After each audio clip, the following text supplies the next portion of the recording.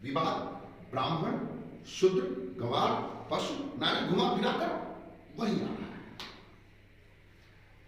किसी भी कहानी में, चूंकि मैं अभिनेता हूं तो मैं आपको बताता हूं कि किसी भी कहानी में कौन कौन होते हैं। एक हीरो होता है। रामायण के हीरो कौन थे? राम। एक विलेन होता है। रामायण के विलेन कौन थे? ब्राह्मण हनुमान, ब्राह्मण रावण। सपोर्टिंग एक्टर में हनुमान थे और हीरोइन कौन थी? नायिका कौन थी?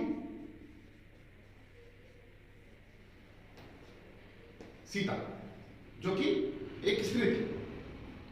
अब पूरी कहानी का सारांश यह है कि रामायण के हीरो राम थे, नायक विलेन रावण थे, सपोर्टिंग कास्ट में हनुमान थे और नायिका सीता थी। इनके बिना रामायण की कल्पना और इन्हीं के ऊपर कहानी लिखी गई है, जिसे हिंदू धर्म के लोग धर्म ग्रंथ मानते हैं। और यह है भी क्योंकि कई सारे आदर्शों को जीवंत दिखाया गया है उदाहरण के साथ।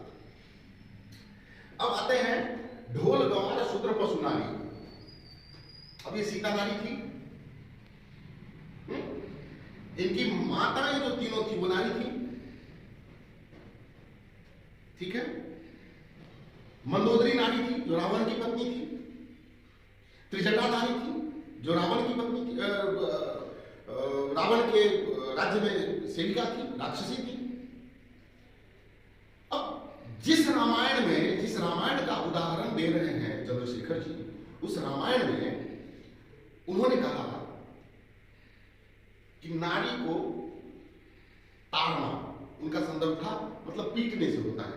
तो आपने रामायण में कहां यह लिखा हुआ देखा कि रामायण का कोई भी पात्र अपनी पत्नी को पीटता है?